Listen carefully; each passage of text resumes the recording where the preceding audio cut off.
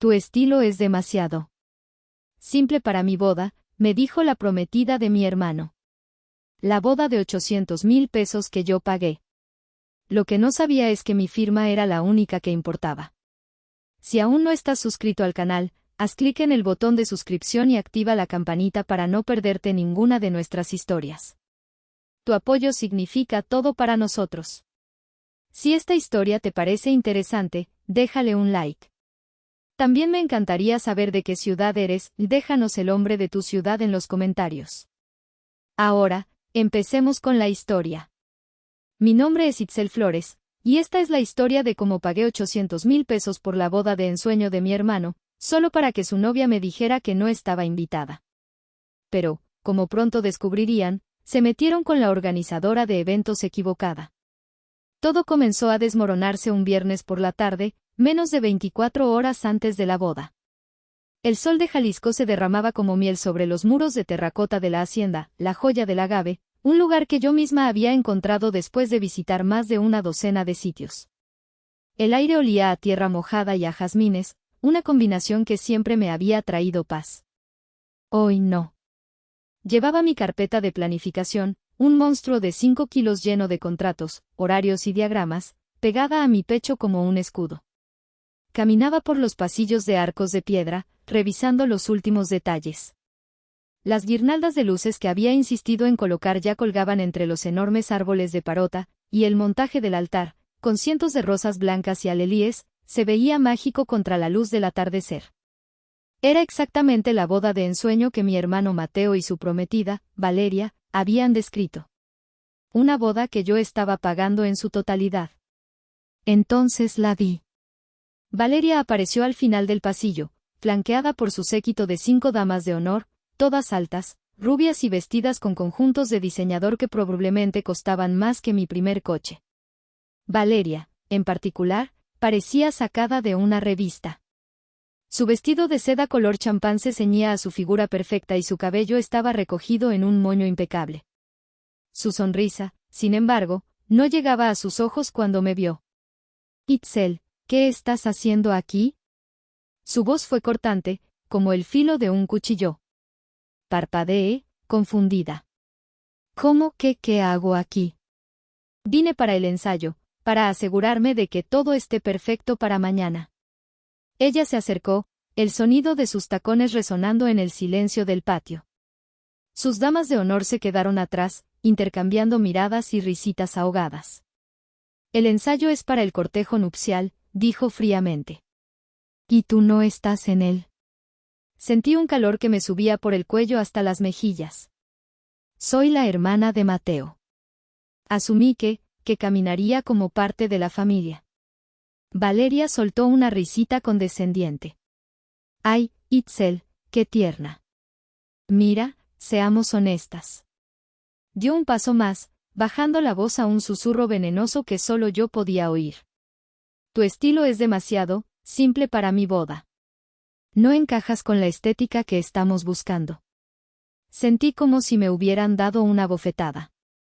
Miré a mi alrededor, buscando desesperadamente a Mateo. Lo encontré al otro lado del patio, profundamente entretenido en una conversación con sus padrinos, evitando mi mirada a toda costa. Él lo sabía. Él había permitido esto. Así que, hazme un favor, continuó Valeria, su voz volviéndose falsamente dulce. Evítanos un momento incómodo mañana y simplemente no vengas. Te mandaremos fotos. Una de sus damas de honor se atrevió a susurrar, lo suficientemente alto para que yo lo oyera, ¿de verdad cree que el dinero puede comprar la clase? El grupo entero soltó una risita. En ese momento, no era la hermana del novio. No era la mujer que había financiado cada flor, cada silla, cada nota musical de ese evento. Era un chiste. Un estorbo. Una cuenta bancaria andante que ya no era necesaria. Me di la vuelta sin decir una palabra, sintiendo el peso de sus miradas sobre mi espalda. Caminé hacia la salida, con la cabeza en alto por pura fuerza de voluntad, mientras por dentro me desmoronaba. Pero mientras caminaba, una idea fría y dura comenzó a formarse en mi mente. Ellos querían una boda perfecta sin mí. Bueno, estaba a punto de darles exactamente lo que se merecían, una boda sin mí, y sin todo lo que yo había pagado. Esa sensación de ser invisible, de que mis esfuerzos y logros simplemente no contaban, no era nueva. Para ser honesta, era la base sobre la que se había construido toda mi relación con mi familia. La sentí por primera vez, con la claridad dolorosa que solo un niño puede experimentar, cuando tenía 10 años. Vivíamos en una casa pequeña pero acogedora en un barrio de clase trabajadora de Guadalajara. Mis padres, aunque amorosos, siempre habían funcionado bajo un sistema de escasez, no solo de dinero, sino también de atención. Y en ese sistema, mi hermano Mateo, que entonces tenía 3 años, era el rey indiscutible. Recuerdo llegar de la escuela un martes, agitando mi boleta de calificaciones en la mano. Era un papel lleno de dieces. Había estudiado durante semanas, sacrificando recreos para repasar matemáticas y quedándome despierta hasta tarde leyendo historia. Estaba eufórica, segura de que esta vez, finalmente, obtendría el tipo de celebración que veía que les daban a otros niños. Entré corriendo a la cocina. Mamá, papá. Miren. Mi madre estaba cortando verduras para la sopa. Se secó las manos en el delantal y tomó la boleta. Muy bien, mi hijita. Qué inteligente eres. Sigue así. Me dio un beso rápido en la frente y volvió a sus verduras. Mi padre, sentado en la mesa leyendo el periódico, simplemente levantó la vista por encima de las hojas y me guiñó un ojo. Esa es mi niña. Y eso fue todo. La boleta se quedó sobre la barra de la cocina, junto a las cebollas y los jitomates. Sentí una punzada de decepción, pero me dije que estaban ocupados, que ya lo celebraríamos más tarde. Unos minutos después, Mateo entró a la cocina. Sus manos estaban manchadas de pintura y en ellas sostenía una hoja de papel arrugada con lo que solo podría describirse como un conjunto de garabatos y manchas de colores. Mila, papá, un dibujo. Balbuceó, extendiendo su obra maestra.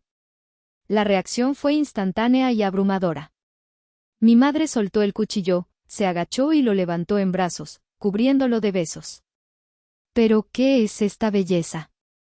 Mateo, eres un artista. Mi padre dejó el periódico a un lado. A ver. Híjole, campeón. Esto es una obra de arte. ¿Es un perro? Claro que es un perro. Vamos a ponerlo en el refrigerador ahora mismo. Y lo hicieron. Con gran ceremonia, buscaron los imanes más bonitos y colocaron el dibujo de Mateo en el centro del refrigerador, el lugar de honor en nuestra casa. Se quedaron ahí, admirándolo, diciéndole lo talentoso que era, lo especial que era. Mi boleta de calificaciones, mi prueba tangible de semanas de esfuerzo y disciplina, seguía en la barra, olvidada.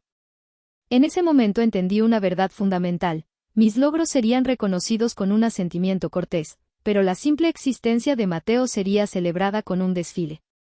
Yo era la hija confiable, la que se esperaba que tuviera éxito en silencio. Él era la estrella, el niño dorado, cuyo más mínimo esfuerzo era motivo de fiesta. Ese día, sin darme cuenta, empecé a construir un muro a mi alrededor. Aprendí a no buscar su aprobación, sino a encontrar mi validación en mis propios logros. Pero en el fondo, una pequeña parte de mí, esa niña de 10 años con su boleta en la mano, nunca dejó de anhelar que, por una vez, la colgaran a ella en el centro del refrigerador. Y así como aprendí que mis logros no importaban tanto, también aprendí que mi dinero, o más bien mi capacidad para resolver problemas con él, sí que importaba. Y mucho. El segundo objeto en mi museo personal del dolor familiar se forjó 7 años antes de la boda, cuando yo tenía 28 años y Mateo acababa de cumplir 21. Para entonces, mi empresa, Sueños Dorados, ya no era solo un sueño. Había pasado de ser una operación de una sola mujer en mi pequeño apartamento a una pequeña pero respetada firma de planificación de eventos. Tenía una oficina modesta, 2 empleados a tiempo completo y una reputación creciente. Cada peso que ganaba se reinvertía. Vivía con lo justo, pagando deudas de préstamos iniciales y trabajando 16 horas al día. Estaba construyendo mi futuro, ladrillo a ladrillo. Una noche de jueves, mi teléfono sonó cerca de la medianoche. Era mi madre, su voz era un susurro ahogado por el pánico. Itzel, mi hijita, tienes que ayudarnos. Mi corazón se detuvo. ¿Qué pasó?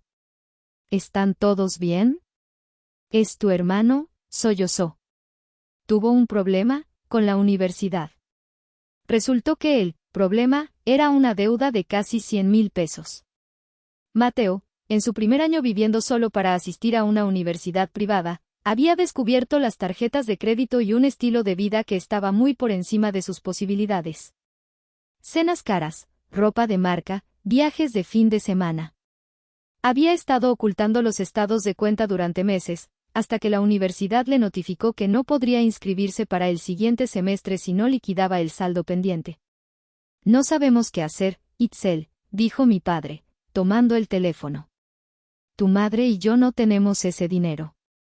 Si no paga, lo van a expulsar. Se arruinará la vida. Escuché en silencio, el peso de sus palabras cayendo sobre mis hombros.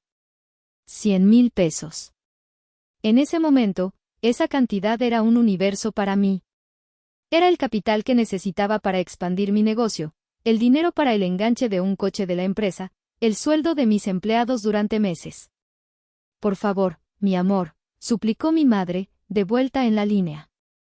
Eres la única que puede ayudarnos. Siempre has sido tan responsable, tan buena para el dinero.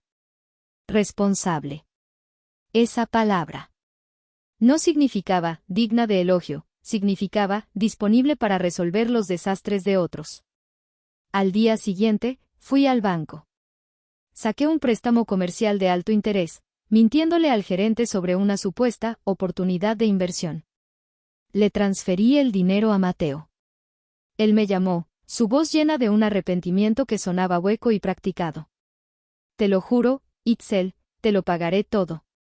Cada centavo. Me salvaste la vida. Nunca vi un solo peso de vuelta. Unas semanas después, lo vi en una foto en redes sociales, de fiesta con sus amigos, vistiendo una camisa nueva y cara. Cuando le pregunté al respecto, se puso a la defensiva. ¿Qué? ¿Ahora vas a controlar en qué gasto mi dinero? Mi madre me llamó más tarde para regañarme. No seas tan dura con él, Itzel. Ya aprendió la lección. Está bajo mucho estrés. Ese día solidificó mi rol. Yo no era solo la hija invisible, era la red de seguridad financiera. La solucionadora. La que entraba en acción cuando el niño dorado tropezaba.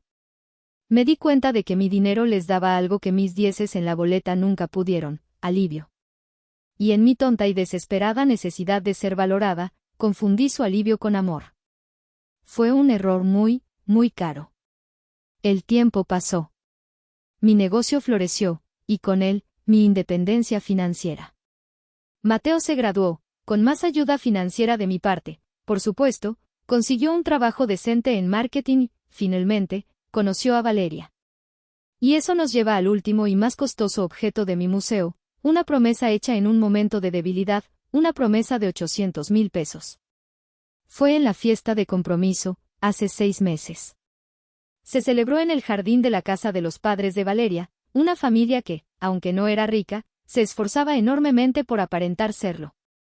Había globos, canapés y un murmullo constante de conversaciones pretenciosas. Yo llegué sintiéndome, como siempre, un poco fuera de lugar. Mientras Valeria y sus amigas hablaban de marcas de lujo y destinos de vacaciones en Europa, yo pensaba en la logística de un evento para 500 personas que tenía al día siguiente. En un momento de la noche, escuché a Mateo y Valeria hablando en voz baja con mis padres. Sus voces estaban teñidas de preocupación. Hablaban de los costos de una boda, de lo imposible que sería tener la boda de sus sueños, con sus ahorros. Queríamos una hacienda hermosa, con cientos de invitados, una banda en vivo, pero es una locura lo que cuesta todo, decía Valeria, con un suspiro dramático. Mi madre me miró desde el otro lado del jardín. Era una mirada que conocía muy bien. No era una petición directa, sino una sugerencia silenciosa, una expectativa flotando en el aire. Tú puedes arreglar esto, Itzel. Tú tienes los medios. Y en ese instante, esa niña de 10 años que vivía dentro de mí, la que todavía anhelaba la aprobación, tomó el control. Vi una oportunidad. Una oportunidad de hacer algo tan grande, tan innegablemente generoso, que sería imposible que me ignoraran. Si les daba la boda de sus sueños, tendrían que verme. Tendrían que valorarme. Me convertiría en una parte central y celebrada de su felicidad. Así que, con una copa de vino en la mano para darme valor, me acerqué al grupo. No se preocupen por nada, dije, mi voz un poco más alta de lo normal. Yo me encargo. Todos se giraron para mirarme. ¿A qué te refieres, hija?, preguntó mi padre. Respiré hondo. Mi regalo de bodas para ustedes será la boda. Toda. El lugar, la comida, las flores, la música. Lo que quieran. Yo lo pago todo. El silencio que siguió duró apenas un segundo, pero para mí fue una eternidad. Luego, la explosión. Mi madre soltó un grito de alegría y me abrazó tan fuerte que casi me tira el vino. Mi padre me dio una palmada en la espalda, sus ojos brillando de orgullo. Esa es mi hija. Sabía que podíamos contar contigo. Mateo me levantó en un abrazo de oso. Eres la mejor hermana del mundo, Itzel. La mejor. Valeria fue la última en reaccionar.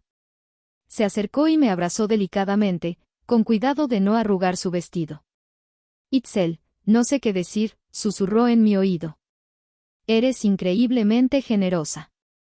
Pero mientras me abrazaba, vi su rostro por encima de mi hombro, reflejado en el cristal de una ventana. Y la expresión que vi no era de gratitud. Era una sonrisa de pura y absoluta victoria. Era la mirada de alguien que acaba de ganar el premio mayor en la lotería. Era la sonrisa de alguien que cobra una deuda que nunca existió. En ese momento, una pequeña voz en mi cabeza me advirtió que estaba cometiendo un error terrible. Pero la callé con el sonido de los aplausos y las felicitaciones de mi familia. Por primera vez en mucho tiempo, yo era el centro de atención. Y se sentía tan bien que ignoré el hecho de que acababa de comprar mi propia sentencia. Los siguientes 6 meses fueron una maestría en el arte de la paciencia y el autocontrol. Me sumergí en la planificación de la boda con la misma dedicación y profesionalismo que aplicaba a mis clientes más exigentes. La ironía no se me escapaba, estaba usando mi experiencia, ganada con sudor y lágrimas, para construir el pedestal sobre el cual Valeria se exhibiría. Desde el principio, el proceso fue una batalla. Yo presentaba opciones basadas en mi conocimiento del mercado y en el presupuesto, un presupuesto increíblemente generoso, y Valeria las descartaba con un gesto de la mano. No, Itzel, esos manteles son muy básicos. Vi unos de lino belga en una revista. Consíguelos. El DJ que sugieres es bueno, pero yo quiero una banda en vivo que toque covers de pop en inglés. Investiga. ¿Rosas nacionales? Ni hablar. Tienen que ser rosas de jardín importadas de Holanda.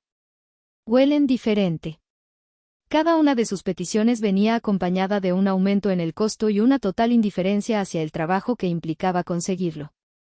Yo pasaba horas negociando con proveedores, buscando opciones, ajustando logística, mientras ella simplemente enviaba fotos de Pinterest con el pie de foto, quiero esto. La conversación más reveladora ocurrió durante la degustación del menú. Yo había contratado a uno de los mejores chefs de Guadalajara, famoso por su cocina mexicana contemporánea.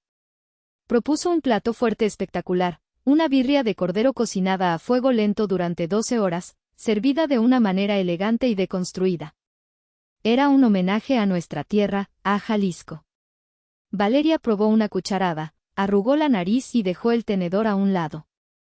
No, esto no funcionará, declaró. El chef y yo la miramos, sorprendidos. ¿Hay algo malo con el sabor, señorita Reyes?, preguntó él. No es el sabor. Es el concepto. Es demasiado comida de pueblo. La forma en que dijo pueblo estaba cargada de desdén. Mis invitados de la Ciudad de México esperan algo más internacional. Un filete miñón, quizás. Sentí la sangre hervir. Estaba insultando nuestra cultura, nuestra herencia, frente a un chef que la celebraba. Más tarde, ese mismo día, mientras hablaba por teléfono con una de sus damas, la escuché decir algo que lo confirmó todo. Yo estaba en la habitación de al lado, revisando unos planos, y su voz se filtró por la puerta entreabierta. Tengo que asegurarme de que todo sea impecable, ¿sabes? No quiero que sus amigos piensen que me caso con una familia de rancheros. La hermana es, bueno, ya sabes. Práctica. Práctica. Esa era yo. La práctica. La funcional. El engranaje necesario pero sin glamour en su máquina de perfección. Fue mi lado práctico el que, por suerte, tomó el control en un aspecto crucial, los contratos. Desde el inicio, insistí en que todos los acuerdos con los proveedores, la hacienda, el catering, el fotógrafo, la banda, todo, estuvieran exclusivamente a mi nombre. Es más fácil así, le expliqué a mi familia en una reunión. Tengo relación con muchos de estos proveedores y puedo conseguir mejores precios. Además, centralizar los pagos y la comunicación en una sola persona, la que está pagando, evita malentendidos. Es el procedimiento estándar en la industria para eventos de esta magnitud. Asintieron sin dudarlo. Para ellos, era solo logística aburrida. Para mí, era una medida de protección instintiva. Mi experiencia me había enseñado a nunca ceder el control legal, especialmente cuando había grandes sumas de dinero involucradas. Incluso fui un paso más allá. En cada contrato, negocié cláusulas de cancelación flexibles, permitiéndome rescindir el acuerdo con un aviso de 24 a 48 horas a cambio de una penalización mínima, generalmente solo el depósito inicial. Les mentí diciéndoles que era una póliza de seguro estándar en caso de emergencias. Ellos no tenían idea. Creyeron que mi generosidad era incondicional, una fuente inagotable. No se dieron cuenta de que, aunque yo estaba pagando la fiesta, había construido una salida de emergencia legal y la tenía firmemente en mi poder. De vuelta en el estacionamiento de la hacienda, el sol comenzaba a ponerse, tiñendo el cielo de naranjas y púrpuras violentos. El aire acondicionado de mi camioneta zumbaba, pero no podía dejar de temblar. El eco de las risas de las damas de honor todavía resonaba en mis oídos, y la sonrisa cruel de Valeria estaba grabada en mi retina. Me sentía hueca. Era una sensación física, como si alguien me hubiera metido la mano en el pecho y me hubiera arrancado todo. El dolor era tan agudo que me costaba respirar. 600 días de trabajo, de estrés, de sacrificar mis propios proyectos y mi tiempo libre. Cientos de miles de pesos. Todo para que me dijeran que no encajaba. Apoyé la frente en el volante, el plástico frío contra mi piel ardiente. Las lágrimas que había contenido con tanta fuerza finalmente comenzaron a brotar. No eran sollozos ruidosos, sino un llanto silencioso y amargo. Lloraba por la humillación, sí, pero más que eso, lloraba por la confirmación final de una vida de sentirse invisible. Lloraba por esa niña de 10 años que solo quería que colgaran su boleta de calificaciones en el refrigerador. Me había engañado a mí misma. Había creído que este gran gesto, este regalo monumental, finalmente cambiaría las cosas. Que me ganaría un lugar en la mesa, no solo como la proveedora, sino como familia. Qué tonta había sido. Para ellos, yo no había regalado una boda.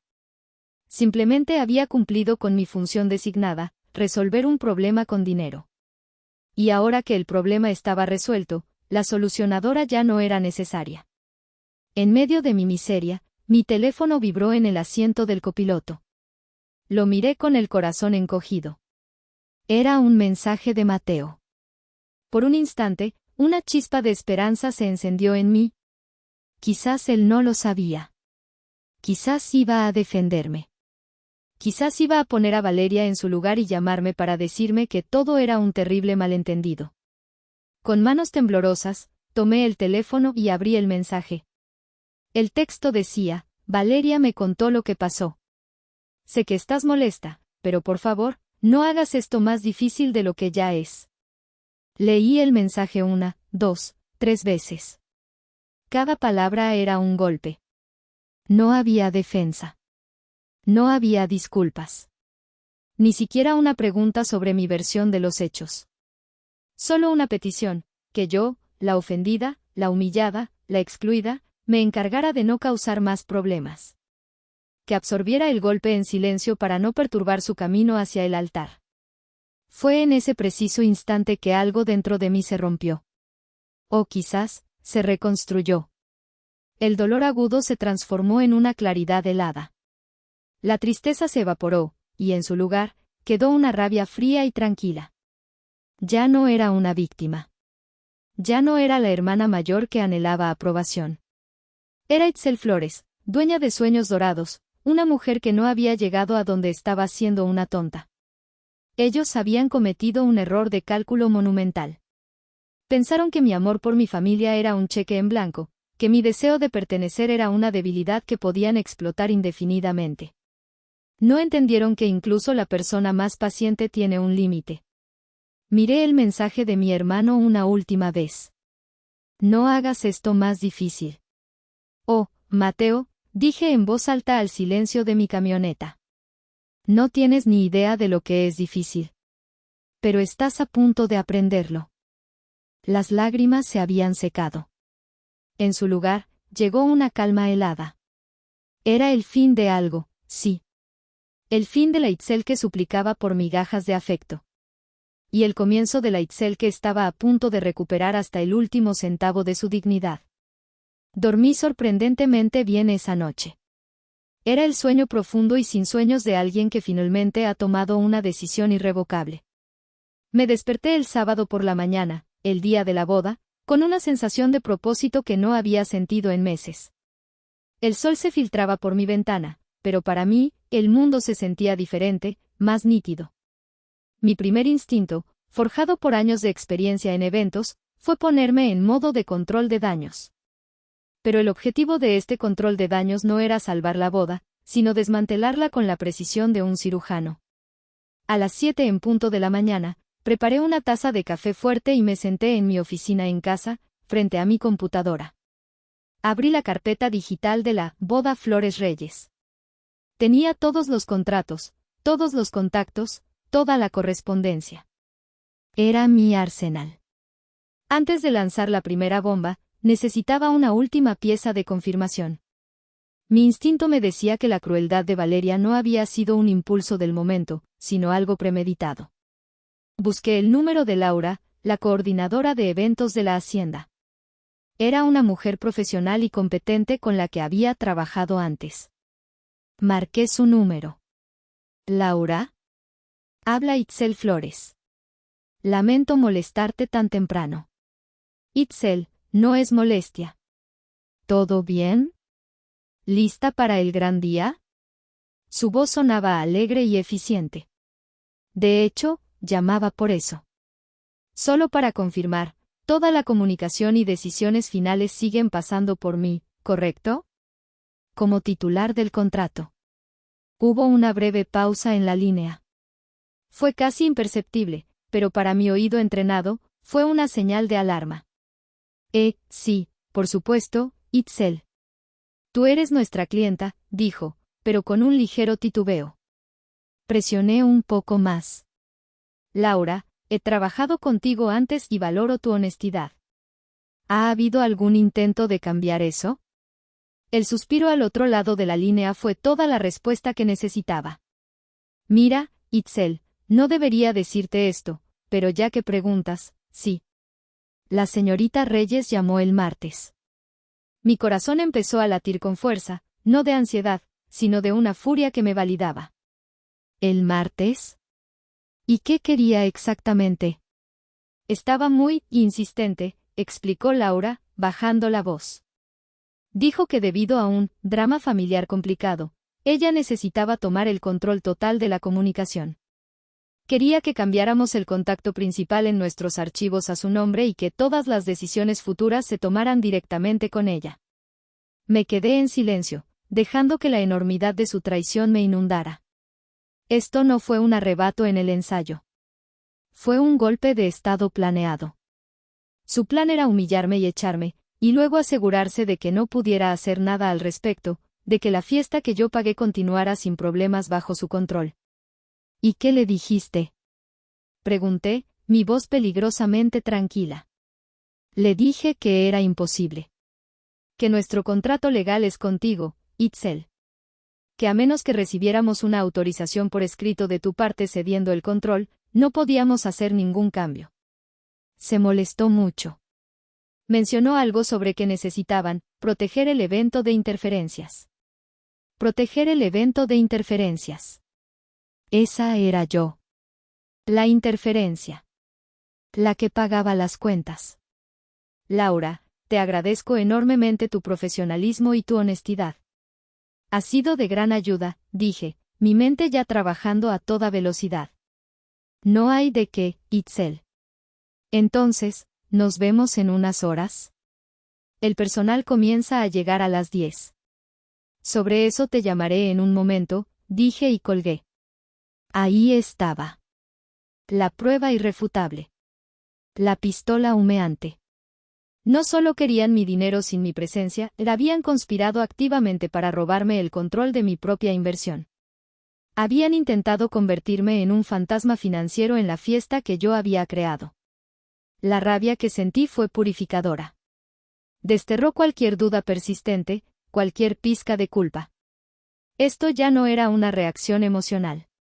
Era una respuesta comercial lógica a un intento de fraude y a una ruptura de la confianza más fundamental. Abrí una nueva ventana en mi computadora. Era hora de empezar a redactar unos cuantos correos electrónicos. Si llegaste hasta esta parte del video, significa que realmente te interesó la historia. Cuéntame en los comentarios qué opinas, escribe el número 1 para saber que estás aquí o dime desde qué parte de tu país me estás viendo. También puedes dejar cualquier pregunta y la responderé. Antes de presionar, enviar, antes de desatar el caos, una última y tonta parte de mí necesitaba un cierre. Necesitaba mirar a mis padres a los ojos y darles una última oportunidad de ser, bueno, padres. De elegir a su hija. Conduje hasta la casa donde crecí, un lugar que alguna vez fue mi refugio y que ahora se sentía como territorio enemigo. Los encontré en la cocina, tal como los había imaginado. Mi madre, con su bata de flores, regaba los helechos que colgaban de la ventana. Mi padre estaba en la mesa, con el periódico deportivo y una taza de café. El ambiente era de una calma doméstica y feliz, la calma de los padres del novio en la mañana de la boda. Itzel, qué sorpresa, mi hijita. ¿No deberías estar arreglándote? Dijo mi madre sin siquiera girarse. Necesito hablar con ustedes, dije, mi voz más firme de lo que me sentía. Dejé mi bolso en una silla y me paré frente a ellos. Les conté todo. Les conté las palabras exactas de Valeria, la humillación frente a sus damas de honor, la forma en que Mateo me había ignorado. Les conté el mensaje de texto, pidiéndome que no hiciera las cosas más difíciles. Mi voz se quebró un poco al final, la última brasa de la herida todavía ardía. Cuando terminé, el silencio se apoderó de la cocina. Mi madre finalmente se dio la vuelta, dejó la regadera y se secó las manos. Ay, Itzel, dijo con un suspiro cansado. Valeria está bajo mucho estrés. Planear una boda es muy difícil. Seguramente no quiso decir eso. Lo dijo, mamá. Y lo dijo muy en serio. Me desinvitó de la boda que yo pagué. Mi padre dobló su periódico, un gesto lento y deliberado. Tu hermano necesita este día, Rebecca. Ha estado muy feliz últimamente. No es momento para crear problemas. ¿Yo estoy creando problemas? Pregunté, incrédula. Me acaban de echar de mi propia familia. No seas dramática, intervino mi madre, su tono volviéndose más agudo. Siempre has sido la fuerte, la independiente. Mateo es más sensible, él necesita más apoyo. No puedes, por una vez, ser la persona más madura y dejarlo pasar. Ser la persona más madura. Dejarlo pasar. Las frases que habían definido mi existencia en esa familia. Significaban, absorbe el dolor, trágate la injusticia, no nos incomodes con tus sentimientos. Se trata de la boda de tu hermano, continuó mi padre, como si yo fuera una niña caprichosa. Los invitados ya están volando desde otras ciudades. Piensa en la familia, en lo que dirán. ¿Y quién piensa en mí? Mi voz era apenas un susurro. Mi madre se acercó y me puso una mano en el brazo. Su tacto se sintió extraño, como el de una extraña. Las mujeres de esta familia aguantamos, Itzel. Así es la vida. Por el bien de la paz, por el bien de tu hermano, quédate en casa hoy. Ya se le pasará. Esa fue la sentencia final. Aguantamos. No, yo no aguantaba más. Entendí que no había venido a buscar apoyo. Había venido a buscar una excusa para no hacer lo que sabía que tenía que hacer.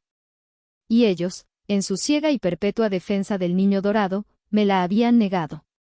Tienen razón, dije, mi voz ahora desprovista de toda emoción. Me enderecé y retiré mi brazo de su agarre. Soy la fuerte. Soy la independiente. Y soy la que toma las decisiones. Les di una última mirada. A mi madre con su delantal de flores, a mi padre escondido detrás de su periódico. Eran extraños para mí. O quizás, siempre lo habían sido, y yo simplemente me había negado a verlo. Salí de esa cocina y cerré la puerta detrás de mí. Y con ese clic, cerré también el último capítulo de la persona que solía ser. Mi siguiente parada fue la casa de mi tío Roberto. Él era el hermano menor de mi padre, un abogado de derechos civiles ya retirado que siempre había tenido un punto ciego para las injusticias, incluso dentro de su propia familia.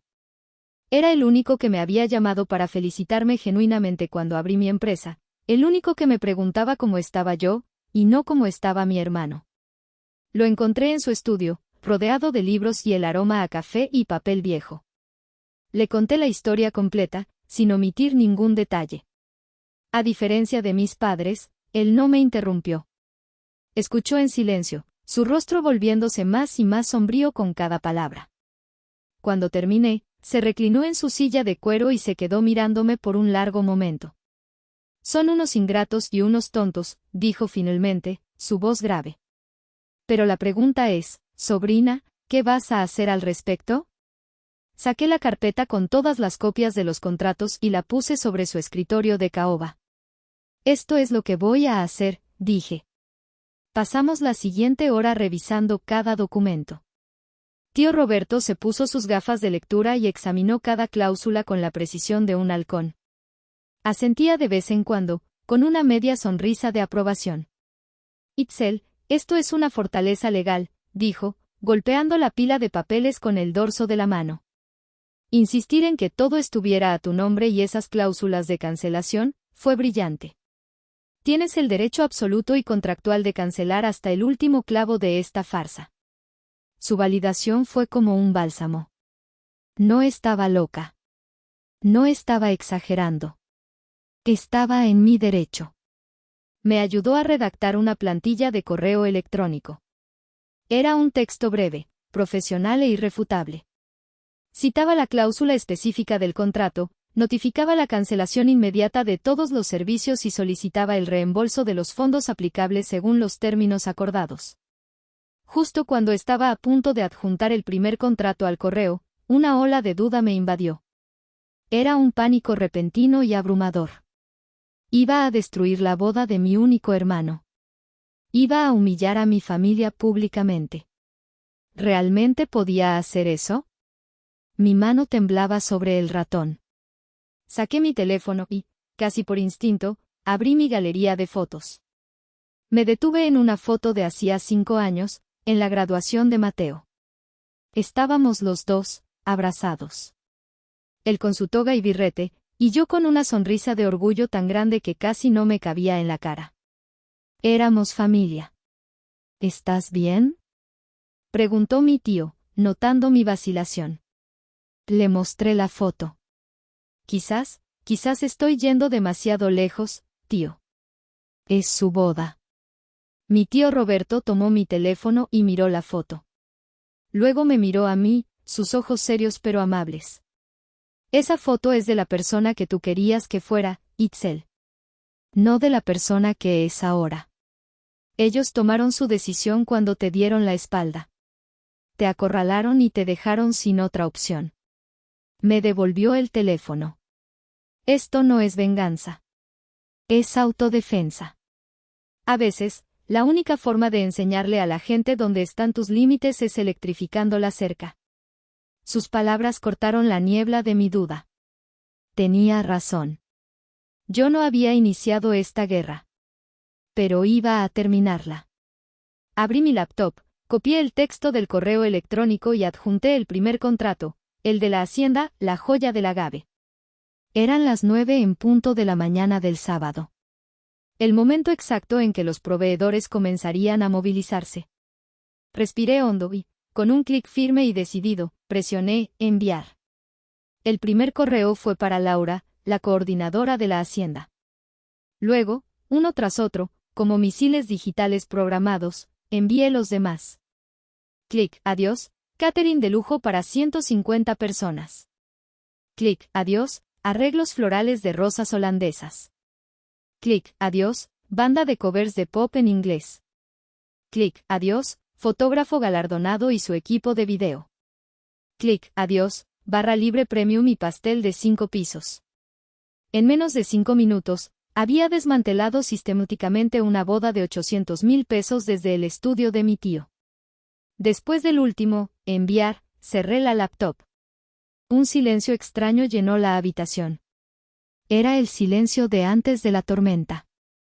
Y ahora, dijo mi tío, sirviendo 2 pequeños vasos de un tequila reposado de su cava personal, esperamos. No tuvimos que esperar mucho.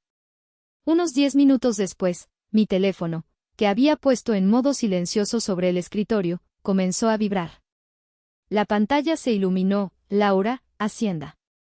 La dejé vibrar hasta que se fue a buzón. 1 minuto después, vibró de nuevo, florista. Luego, catering. Banda. La vibración se volvió casi constante, una danza frenética sobre la madera pulida. Era un espectáculo fascinante. Después de las llamadas de los proveedores, comenzaron las de la familia. Primero, Mateo. Llamó 1, 2, 5, 10 veces seguidas. Luego, mi madre. Mi padre. Incluso números desconocidos que supuse eran de las damas de honor o de los padrinos. Decidí poner el teléfono en modo no molestar, pero dejé activadas las notificaciones del buzón de voz. Quería tener un registro. La primera transcripción de un mensaje de voz apareció unos minutos después. Era de Mateo.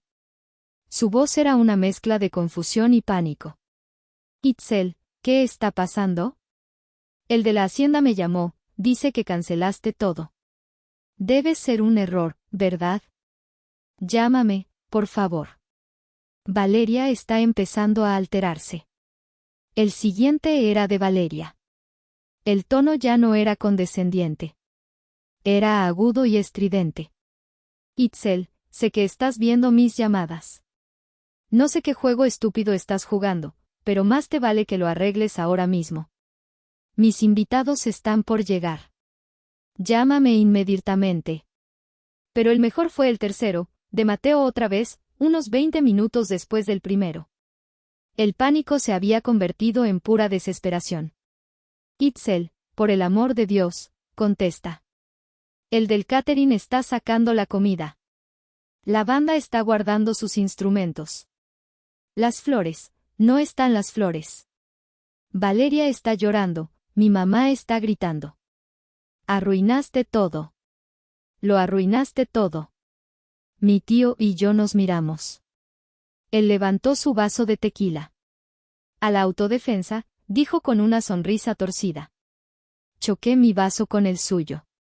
A la autodefensa, repetí, y me tomé el tequila de un solo trago. El licor quemó mi garganta, pero fue un fuego bueno. Un fuego que limpiaba. La tormenta había comenzado. Y yo estaba a salvo, en el ojo del huracán.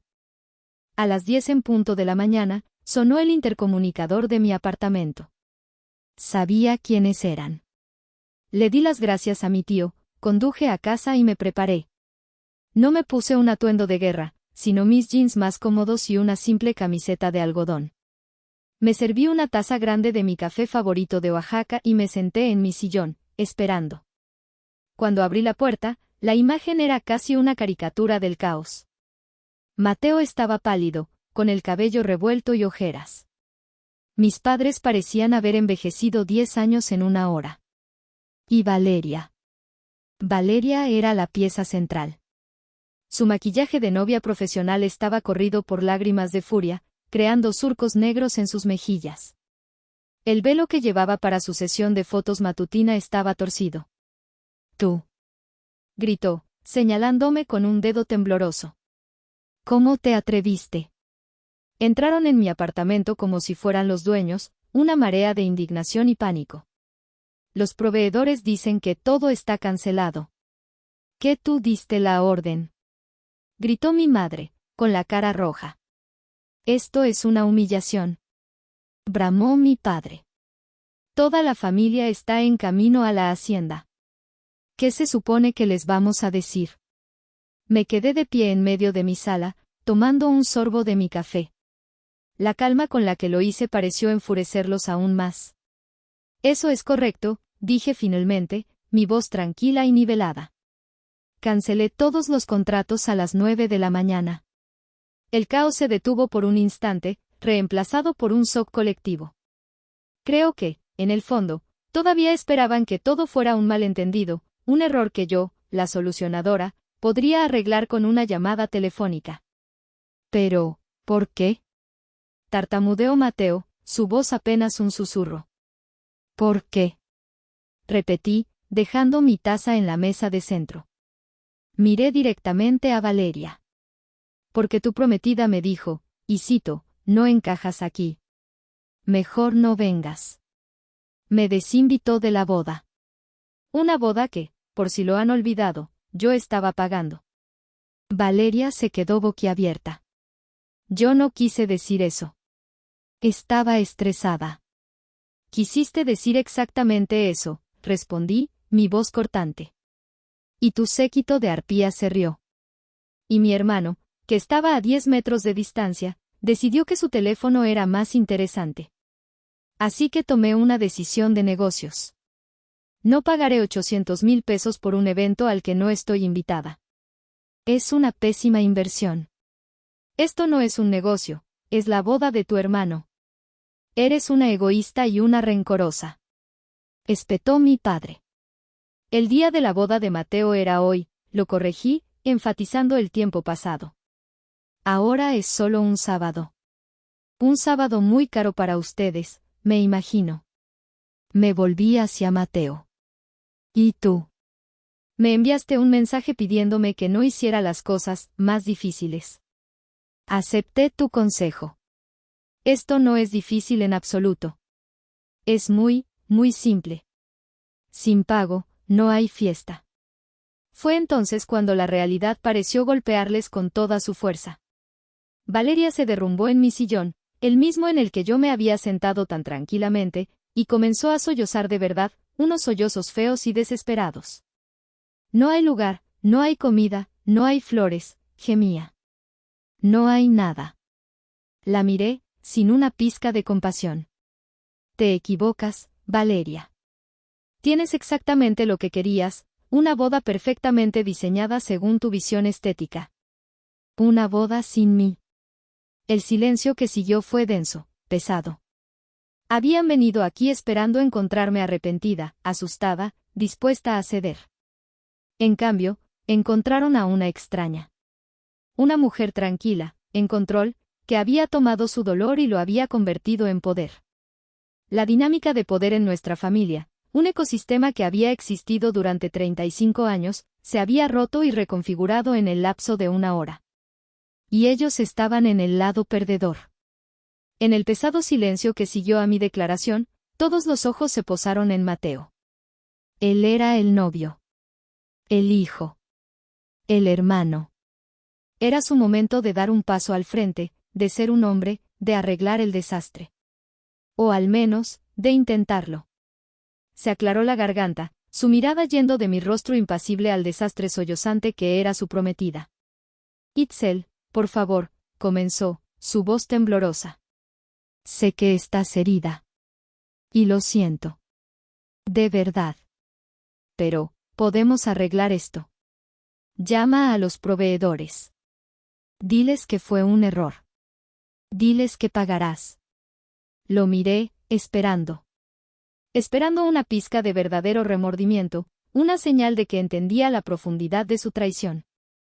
No la encontré. No hay nada que arreglar, Mateo. Se acabó. No puede acabarse. Su voz subió de tono, la desesperación rompiendo su fachada de calma. Es el día de mi boda. Nuestros invitados. Nuestra reputación. ¿Tu reputación? Casi me reí. ¿Te preocupaba tu reputación cuando dejaste que tu prometida me humillara? ¿Te preocupaba cuando me enviaste ese mensaje de texto? Él desvió la mirada, incapaz de sostenerme los ojos.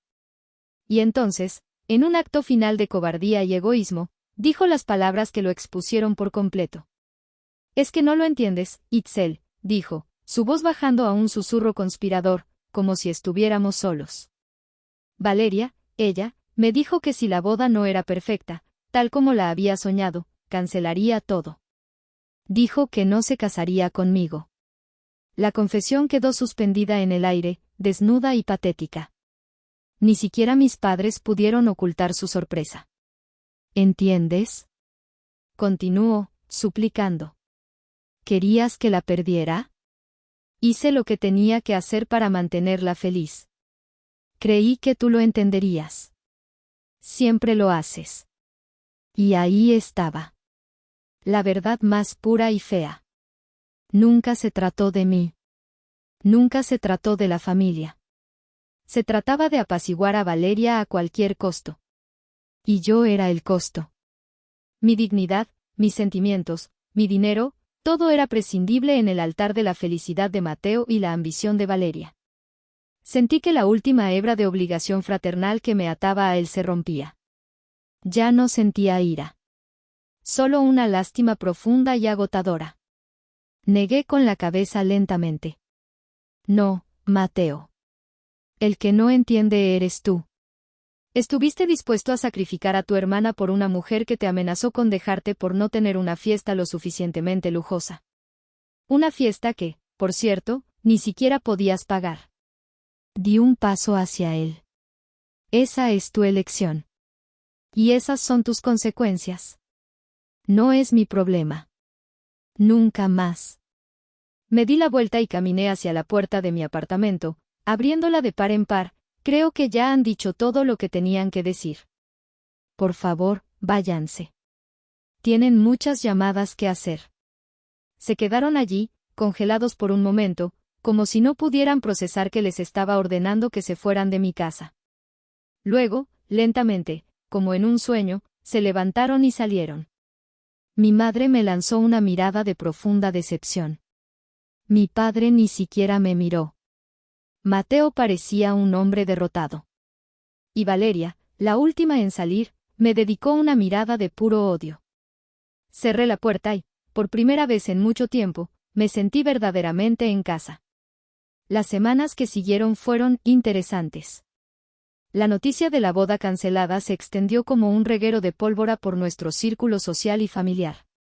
La versión oficial, orquestada por mis padres, fue que hubo una emergencia repentina e imprevista con el lugar del evento. Pocos lo creyeron. Hubo susurros, chismes, llamadas de tías y primas tratando de sacar la verdad. Me mantuve en silencio, permitiendo que su versión de los hechos se desmoronara bajo su propio peso. Mateo y Valeria tuvieron que hacer la humillante tarea de llamar a cada uno de sus 150 invitados para cancelar. Perdieron casi todos los depósitos que yo había pagado, ya que mis cláusulas protegían mi dinero, no el de ellos si querían continuar sin mí. 3 meses después, se casaron. Fue una ceremonia civil rápida en el juzgado, seguida de una comida para 20 personas en un restaurante local. Ellos pagaron por todo. Las fotos que subieron a redes sociales tenían una sonrisa forzada. No hubo hacienda, ni rosas holandesas, ni banda de pop. Solo la cruda realidad de su presupuesto. Fui invitada, y asistí. Me senté en la mesa, intercambié cortesías educadas y me fui temprano. El poder había cambiado. Valeria nunca más volvió a tratarme con desdén. El respeto que me tenía no nacía del afecto, sino del miedo, pero por ahora, era suficiente. Mi madre finalmente me llamó una noche, después de varias semanas de silencio.